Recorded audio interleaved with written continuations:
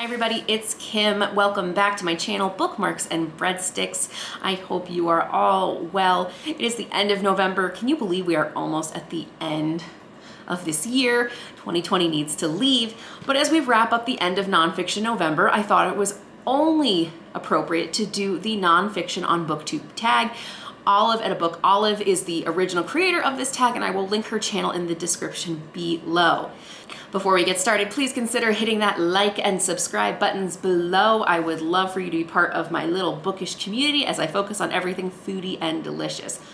With that out of the way, let's go ahead and jump into these questions. Question 1, how much nonfiction do you read? I'd say like 90-10 split out of the 85 books I've read this year. Probably 75 of them are nonfiction. It's my jam. It's what I love. It makes me happy. Question 2, what kind of nonfiction videos do you make or do you want to make on Booktube?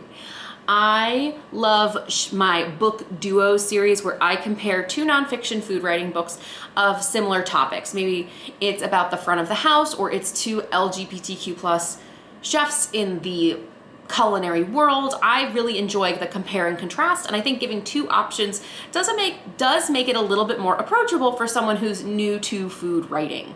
In terms of the nonfiction book videos I want to make, that's a little hard because I want to find a way to start incorporating more physical food in my videos. But what I don't want to do is cook a recipe from a book. I am not a cookbook booktuber. I am not a culinary genius. I don't want to relive the Julie and Julia project, but I do think that if I'm going to do a review on maybe a book like Paw Paw, if I can bring a Paw Paw on camera and show you guys what it is, that would be really fun, and that's something I'll look to in the future. Question 3, what is your favorite subgenre of nonfiction? I think it goes without saying, but food writing, anything from a chef's memoir to the global history of a specific ingredient to world and travel.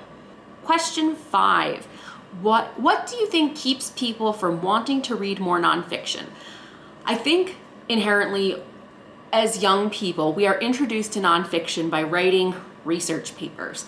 It's more like an encyclopedia. It's a Wikipedia article with citations at the bottom. What I think people don't realize is that nonfiction can have this narrative, literary quality to it, that there's rich storytelling, there's rich descriptions in here. And a lot of people just think of it as like a wall of encyclopedias, a whole section of the library that they are never going to go into. On top of that, nonfiction really can feel sometimes crafty and artisan, like how to sew, how to whittle, how to do this. And how-to books are great, but there's a whole world of those beautiful narrative books I just mentioned, narrative storytelling in nonfiction, that I don't think people really know exist. Why do I like nonfiction? I love learning. I have always been a huge reader, a huge learner, but I think what I really love about nonfiction is that I love specifically memoirs and chefs and journeys.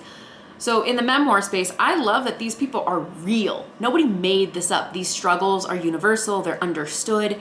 And for food history, I just love the role mankind, for good or bad, has played in the globalization of food and how decisions can really change not only our day-to-day lives in our own homes, but on a global scale. Whether that's food scarcity, why a certain type of banana's gone extinct, why you don't find us eating certain foods anymore. It's all wonderful. What is a nonfiction book you read because of Booktube?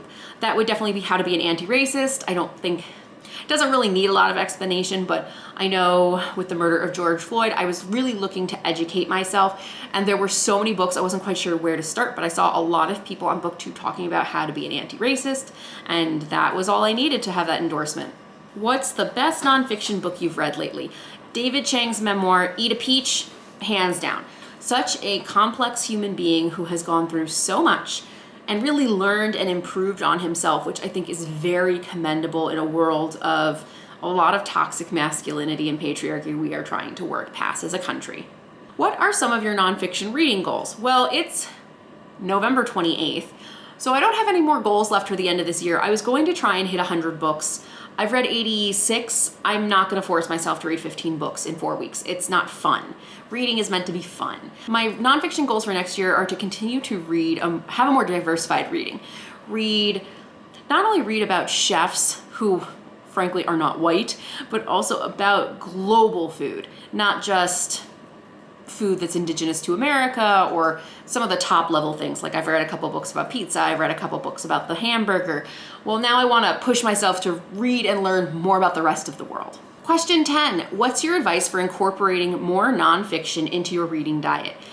My advice is start with something you love, whether that's a hobby, a topic, a food, and then just start Googling.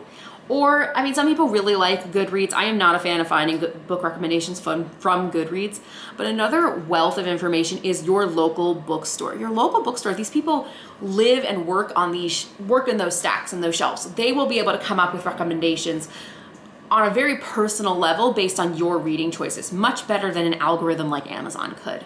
Bonus question, give some recommendations of nonfiction booktube channels that you love. I think it goes without saying, I love a Book Olive. She was one of the first nonfiction booktubers I discovered when I joined the space, and she's been nothing but welcoming to me. I also think A Curious Reader is great, and I'll link a couple more in the description below. Oh good, now my camera is about to overheat, so let's just do a quick send off. Thank you for watching this nonfiction on Booktube tag. I hope you are all well. Wear a mask, support your small business, support your small bookstores, and I'll see you in the next video. Don't forget to hit like and subscribe. Bye.